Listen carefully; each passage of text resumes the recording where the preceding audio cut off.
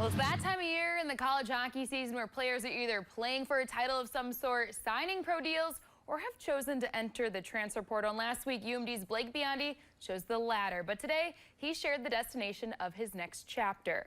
Blake Biondi announced that he will finish up his collegiate hockey career playing for Notre Dame. Biondi will join the Irish, who finished with a 15-19-2 record and finished fifth out of the 7 teams in the Big Ten.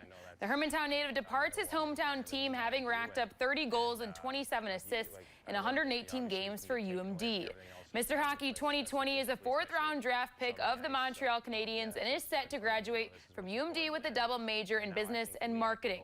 We wish Biondi the best of luck on new ice with the Irish. But Biondi isn't the only Bulldog taking his talents elsewhere. 5th-year associate captain Connor McMenamin is officially headed back out east to play and go pro for the Reading Royals out in Reading, Pennsylvania. This is the Philadelphia Flyers ECHL team. McMenamin used his final year of collegiate eligibility with UMD after previously spending 4 years with Penn State.